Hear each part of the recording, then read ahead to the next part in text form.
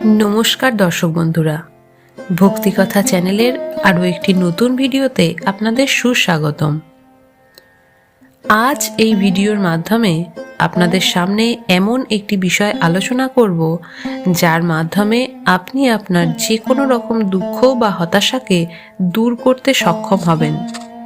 একটি সুন্দর ঘটনার মাধ্যমে গীতাতে বলা ভগবান শ্রীকৃষ্ণের দুঃখ নিবারণের যে উপায় সেই সম্পর্কে বিস্তারিত আলোচনা করব। তাই ভিডিওটি সম্পূর্ণ দেখুন। আশা করি এই ভিডিও থেকে জীবনের এক চরম সত্য সম্পর্কে আপনি অবহিত হবেন। এই ঘটনাটি একটি সত্য ঘটনা। এটি একটি গরিব পরিবারের ঘটনা, যে পরিবারের কর্তা পুরনো কাপড় বিক্রি করে সংসার চালাতো।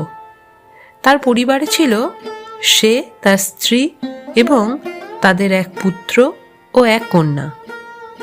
গরিব হওয়া সত্ত্বেও সে তার স্ত্রী, পুত্র, কন্যার সাথে সুখে বাস করছিল।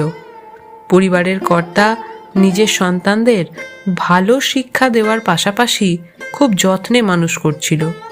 সে পুরনো কাপড় কিনে সেগুলোকে রিপু করে পরিষ্কার করে সেগুলি বিক্রি করত। এভাবেই তাদের সংসার চলত। এই কাজে তার পরিবারের সকল সদস্য তাকে সাহায্য করত। তার কাছ থেকে যারা কাপড় কিনত তারাও গরিব ছিল, কারণ পুরনো কাপড় নিশ্চয়ই কোনো অর্থপূর্ণ লোক কিনতে যাবে না। লোকটির কোনো দোকান ছিল না। সে ঠেলা গাড়িতে করে পুরনো কাপড়গুলি বিক্রি করত। সে এতটাই গরিব ছিল যে কাপড় বিক্রি করে কেবলমাত্র নিজেদের অন্নের সংস্থানটুকুই করতে পারত, কোনো কিছুই সঞ্চয় করতে পারত না। আজ যা আয় হতো কাল সেটাই খরচা হয়ে যেত। তাদের বাড়ির পাশে একটি মন্দির ছিল। প্রতিদিন কাজে যাওয়ার আগে তারা মন্দিরে যেত। ভগবানের কাছে মাথা নত করে তবেই তারা নিজেদের কাজে যেত। প্রতিদিন মন্দিরে যাওয়ায় সেখানকার ঠাকুরমশাইয়ের সাথেও তাদের ভালো সম্পর্ক গড়ে উঠেছিল।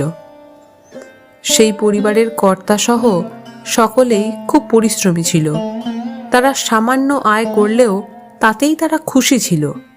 পরিবারটি সৎ এবং কর্তব্যপরায়ণ ছিল। এভাবেই তাদের দিন চলছিল। বছর দুই এভাবে চলার পর তাদের পরিবারে একজন নতুন সদস্য এলো। ওই দম্পতির একটি পুত্র সন্তান হলো এবং তার আগমনের সাথে সাথেই তাদের আয় বৃদ্ধি হতে থাকলো। একদিন হঠাৎ একটি ঘটনা ঘটল। পরিবারের কর্তা বাজার থেকে পুরনো কাপড় আনার পর সেগুলি যখন বাছাই করছিল তখন একটি প্যান্টের পকেট থেকে দুটো কালো রঙের থলি পেল। সেই থলিগুলি দেখে তারা অবাক হয়ে গেল। প্রতিটিতেই রয়েছে 4টি করে মোহর। কর্তা তখন তার স্ত্রীর সাথে সেই বিষয়টি নিয়ে আলোচনা করলো যে এই মোহরগুলি নিয়ে কি করা যেতে পারে। স্থির হলো প্যান্টটিকে তারা মোহর সমেত ফিরিয়ে দেবে। অন্যের সম্পত্তি নিজের কাছে কেন রাখবে, এই ছিল তাদের মনোভাব। যেমন ভাবনা তেমন কাজ।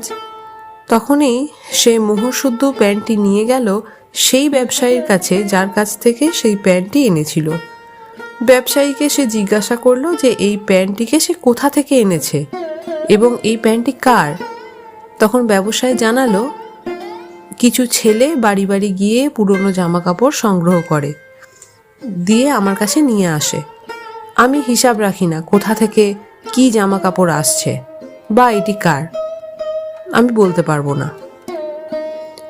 তখন এই প্যান্টটিকে ব্যবসায়ীকে দেওয়াটা তার ঠিক মনে হলো না।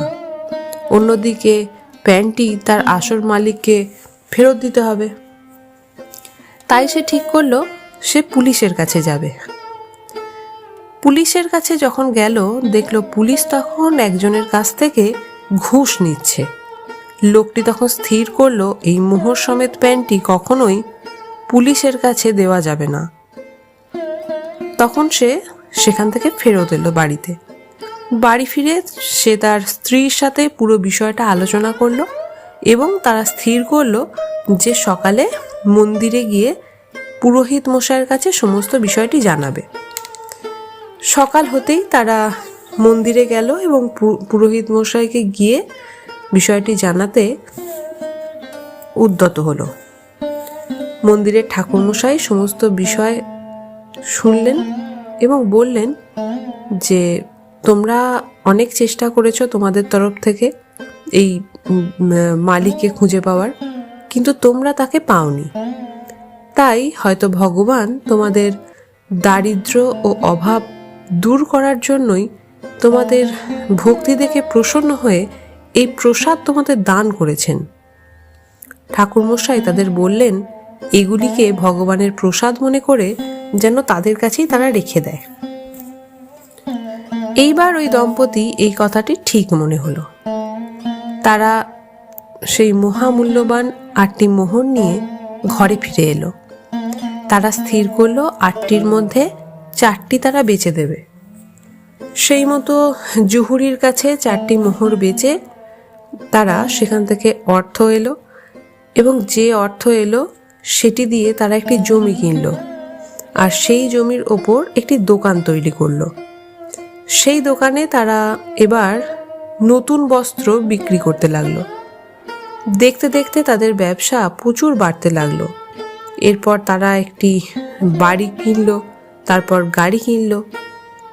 তাদের কন্যাকে তারা একটি ভালো জায়গায় পাত্রস্থ করলো এবং 2 পুত্র বড় হওয়ার পর বাবার দোকানে এলো বাবাকে সাহায্য করার জন্য। এখন তারা কয়েক কোটি টাকার মালিক। তাদের আর কোনো অভাব নেই, আগের মতোই তারা সুখে এবং শান্তিতে আছে। কিন্তু সময় কখনো থেমে থাকে না। সময়ের সাথে সাথে শহরে বড় বড় মল তৈরি হচ্ছিল আর অধিকাংশ ক্রেতারা মলে যেতেই পছন্দ করত। এইসব দেখে 2 ছেলে বাবাকে প্রস্তাব দিল বাবা এই দোকানটি যেন বিক্রি করে আর তারা সেখানে একটি মল তৈরি করে যাতে।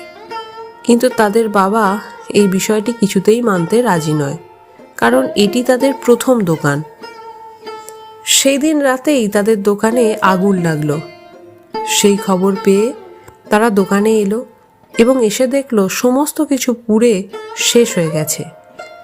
এই দৃশ্য দেখে তাদের বাবা জোরে জোরে দোকানের সামনে কাঁদতে লাগলো।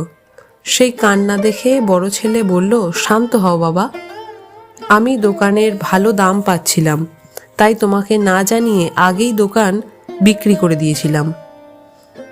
এই কথা শুনে তাদের বাবা আরও কাঁদতে শুরু করলো এবং তার বুকে ব্যথা শুরু হলো। হাসপাতালে নিয়ে যাওয়া হলো, কিন্তু সেখানে সে মারা গেল। স্বামীর মৃত্যু এবং দোকানের বিক্রির শোক সামলাতে না পেরে তাদের মাও কিছুদিন পর মারা গেল। এরা সেই স্বামী স্ত্রী যারা মোহর ভর্তি থলে পাওয়ার পরও সেটি নিজেদের কাছে রাখতে চাননি। পরে এদেরই নিজেদের সম্পত্তির প্রতি লোভ ও মোহ জন্মে গেল, যেই কারণে তাদের দুঃখ পেতে হলো আর শেষ পর্যন্ত তাদের প্রাণ গেল। আসলে কোনো জিনিস পাওয়াটা দোষের নয়, কিন্তু তার প্রতি মোহ জন্মে গেলে সেটি সব থেকে দোষের।